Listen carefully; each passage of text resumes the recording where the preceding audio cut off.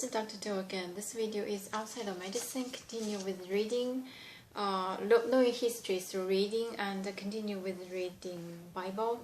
I'm going to read from last time, and just for the connections, I probably read the last paragraph from the previous video. Terah took his son Abram, his grandson Lot, son of Haran, and his daughter-in-law Sarai, the wife of his son Abram, and together they set out from Ur of the Chaldeans to go to Canaan.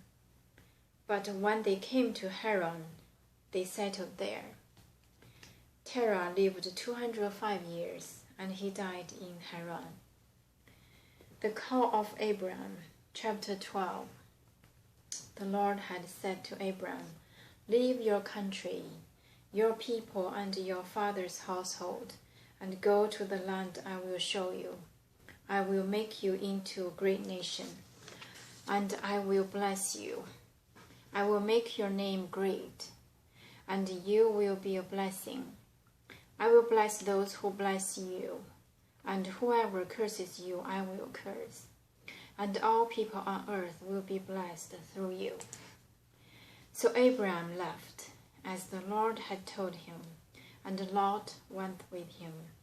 Abram was 75 years old when he set out from Haran.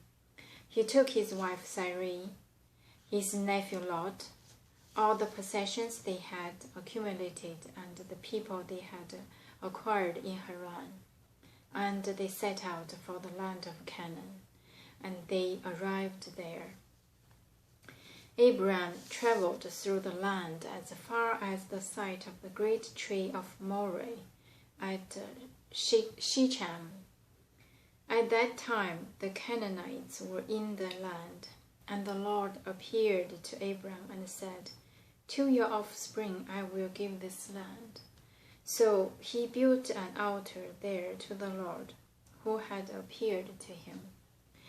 From there he went on toward the hills east of Bethel and pitched his tent, with Bethel on the west and Ai on the east. There he built an altar to the Lord and called on the name of the Lord. Then Abram set out and continued toward Negev. Abram in Egypt. Now there was a famine in the land, and Abram went down to Egypt to live there for a while, because the famine was severe. As he was about to enter Egypt, he said to his wife, "Sarai, I know what a beautiful woman you are. When the Egyptians see you, they will say, 'This is his wife,' and then they will kill me, but will let you live. Say you are my sister, so that I will be treated well for your sake, and my life will be spared because of you." When Abram came to Egypt, the Egyptians saw that she was a very beautiful woman, and when Pharaoh's officials saw her, they praised her to Pharaoh, and she was taken into his palace. He treated Abram well for her sake, and Abram acquired sheep and cattle, male and female donkeys, manservants and maidservants, and camels. But the Lord inflicted serious diseases on Pharaoh and his household because of Abram's wife Sarai. So Pharaoh summoned Abram. "What have you done to me?" He said, "Why didn't you tell me she was your wife? Why did you say she is my sister, so that I took her to be my wife? Now then, there is your wife. Take her and go." Then Pharaoh gave orders about Abram to his men, and they sent him on his way, with his wife and everything he had. Abram and Lot separate. Chapter 13.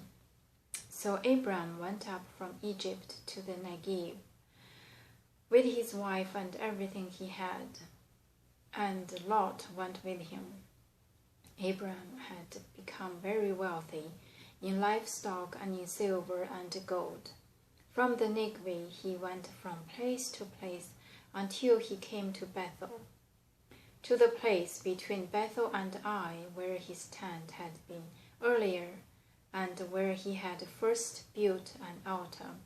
There Abraham called on the name of the Lord. Now Lot, who was moving about with Abraham, also had flocks and herds and tents, but the land could not support them while they stayed together, for their possessions were so great that they were not able to stay together. And quarreling arose between Abraham's herdsmen and herdsmen of Lot. The Canaanites and the Perizzites were also living in the land at that time. So Abraham said to Lot, "Let's not have any quarreling between you and me, or between your herdsmen and mine. For we are brothers. Is not the whole land before you? Let's part company. If you go to the left, I will go to the right. If you go to the right, I will go to the left." Lot looked up and saw that the whole plain of Jordan was well watered, like the garden of the Lord, like the land of Egypt. Toward Zoar, this was before the Lord destroyed Sodom and Gomorrah. So Lot chose for himself the whole plain of the Jordan and set out toward the east. The two men parted company. Abram lived in the land of Canaan, where Lot lived among the cities of the plain and pitched his tents near Sodom. Now the men of Sodom were wicked and were sinning greatly against the Lord. The Lord said to Abram after Lot had parted from him, "Lift up your eyes from where you are and look north and south, east and west. All the land that you see I will give to you and your offspring forever. I will make your offspring like the dust of earth, so that if anyone could count the dust, then your offspring could be counted. Go, walk through the length and breadth of the land, for I am giving it to you." So Abraham moved his tents and went to live near the great trees of Mamre at Hebron, where he built an altar to the Lord. I'm going to stop here and continue next time. Thank you for watching.